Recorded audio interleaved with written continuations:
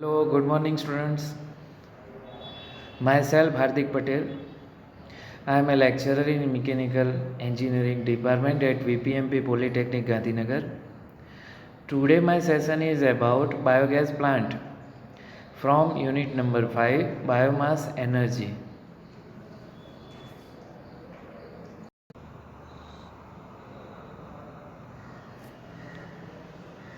After learning this topic, student will be able to know about construction of a biogas plant, working of biogas plant, and biogas production technique.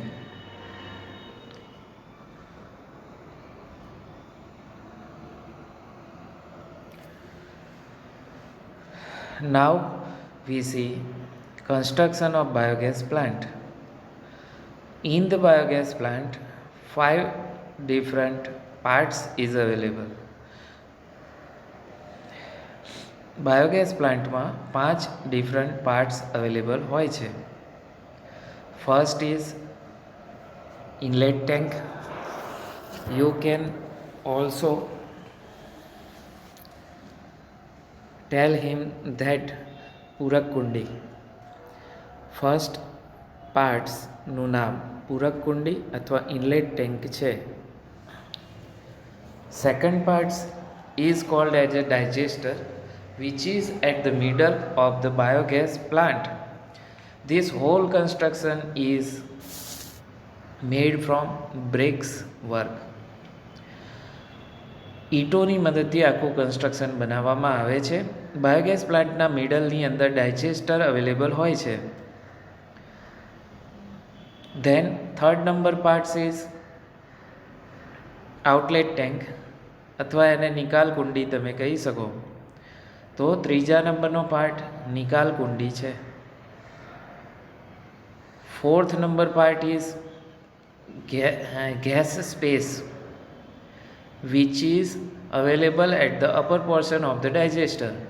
ડાયજેસ્ટરના ઉપરના ભાગમાં gas માટેની જગ્યા આપેલ હોય છે.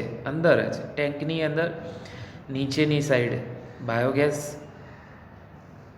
Material હોય છે અને ઉપરની સાઈડ બાયોગેસ જમા થાય છે. તો આ ચોથા નંબરનો parts. And 5 number parts is gas distribution, gas વિતરણ વ્યવસ્થા એ 5મા નંબરનો પાર્ટ્સ છે. તો બાયોગેસ પ્લાન્ટના કન્સ્ટ્રક્શનની અંદર આ રીતે 5 પાર્ટ્સની અંદર આખું કન્સ્ટ્રક્શન છે અને આખું કન્સ્ટ્રક્શન બ્રિક વર્ક્સથી બનેલું છે. જો inlet tank, digester, slurry outlet means outlet tank, and gas space and gas distribution.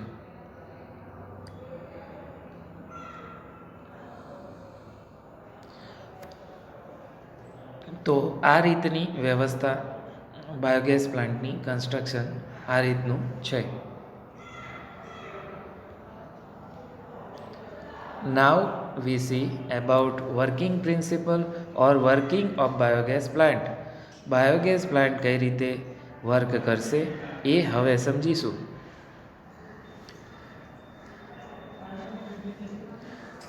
First of all, from the inlet tank,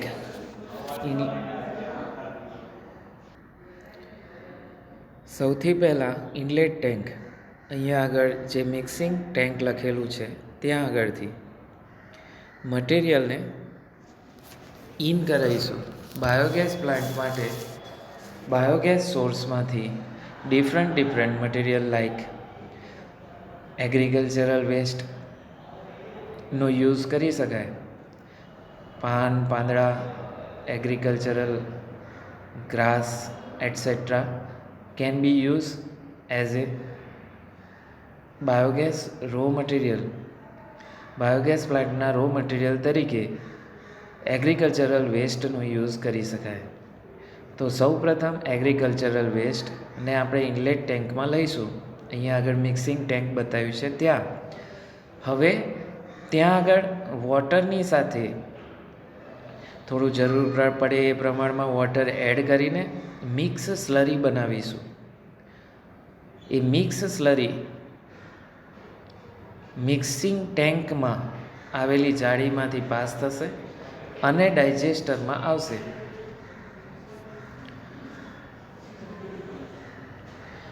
ડાયજેસ્ટરની અંદર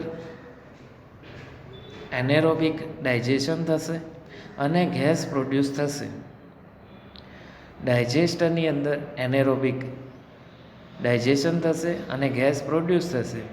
એ ગેસ ડાયજેસ્ટરમાં ઉપરની સાઈડ આવેલી ખુલ્લી જગ્યામાં એકઠો થશે અને ત્યાં આગળથી પાઇપ દ્વારા બહાર આપણે જ્યાં જરૂર પડે ત્યાં લઈ જઈ શકીએ. તો ત્યાં ગેસ કંટ્રોલ વાલ્વ લખેલો છે, એ ગેસ ડિસ્ટ્રીબ્યુશન વ્યવસ્થા છે કે ત્યાં આગળથી ગેસ કંટ્રોલ વાલ્વ ઓપન કરીને આપણે ડિસ્ટ્રીબ્યુશન આગળ યુઝ કરી શકીશું. હવે ડાયજેસ્ટરની અંદર ગેસ બની ગયા પછી ડાયજેસ્ટરની સ્લરી રાઈટ સાઈડના પોર્શનમાં ઓવરફ્લો ટેન્કમાં આવશે, આઉટલેટ ચેમ્બરમાં, અથવા તો આઉટલેટ ચેમ્બરમાં જઈને ઓવરફ્લો ટેન્કમાં આવશે અને ત્યાં એ ઉપરની સાઈડે ઓપન હશે. ત્યાં આગળથી આપણે સ્લરીને કલેક્ટ કરીને બહાર નીકાળી શકીશું.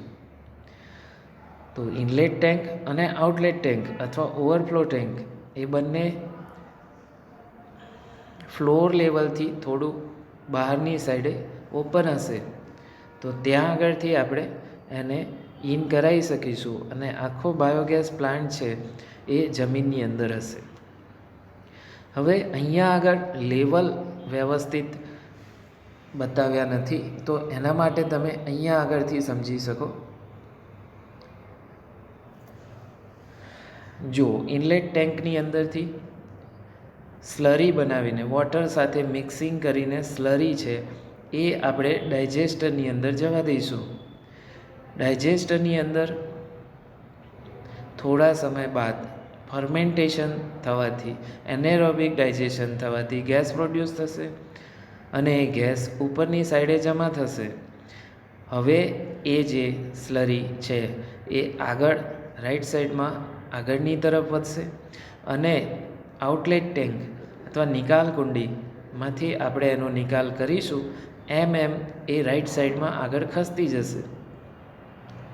તો જુઓ અહીંયા આગળ નિકાલ કુંડી અને પૂરક કુંડી બંને ઓપન છે.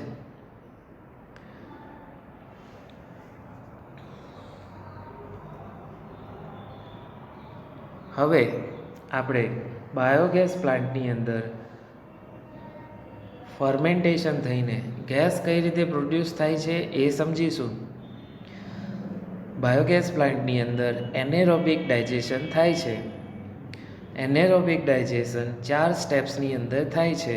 ફર્સ્ટ સ્ટેપ હાઇડ્રોલિસિસ મીન્સ જળ વિશ્લેષણ. સેકન્ડ અને third steps is acid formation, acid ઉત્પન્ન થવો. ફોર્થ નંબરનું stage methane gas production, methane gas formation, methane વાયુ બનવો. તો અહીં 4 સ્ટેપ્સની અંદર પ્રોસેસ થાય છે. એનું ડિટેલિંગ નેક્સ્ટ સ્લાઇડની અંદર છે.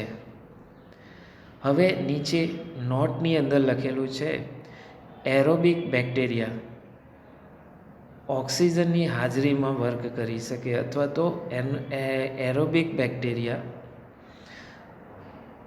ને ઓક્સિજનની જરૂર પડે. એનેરોબિક બેક્ટેરિયાને ઓક્સિજનની રિક્વાયરમેન્ટ નથી.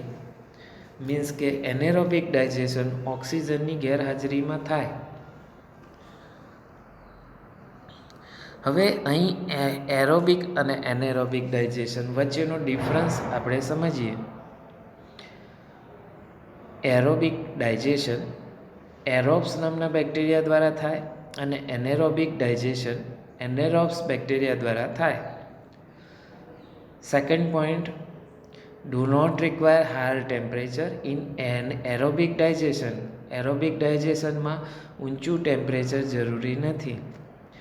એનેરોબિક ડાયજેશનની અંદર 35 to 70 degree centigrade temperature require છે.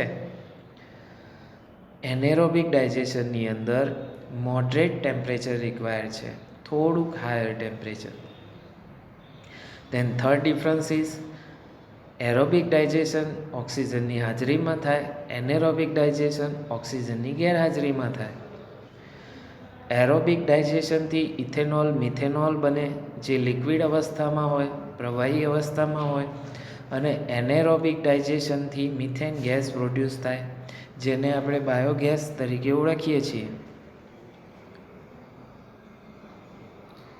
હવે બાયોગેસ પ્રોડક્શન 4 સ્ટેજીસની અંદર વન બાય વન આપણે સમજીશું. ફર્સ્ટ, ફેટ, સ્ટ્રેચ અને સેલ્યુલોઝ.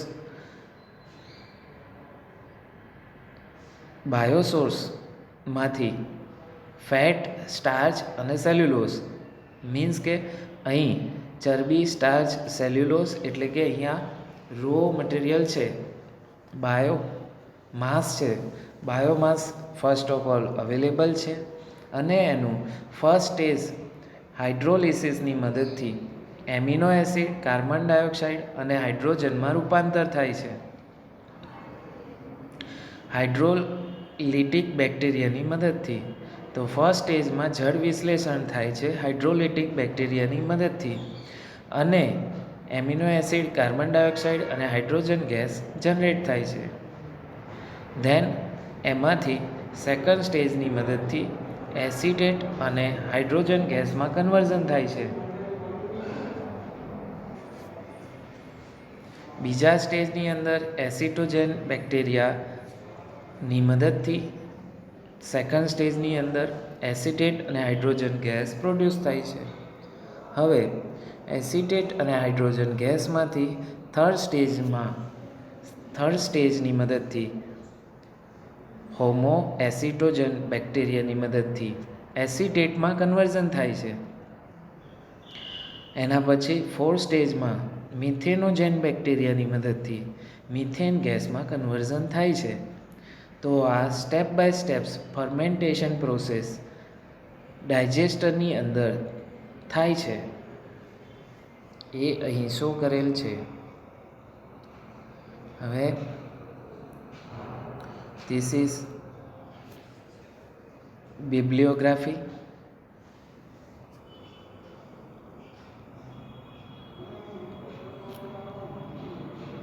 Thanks.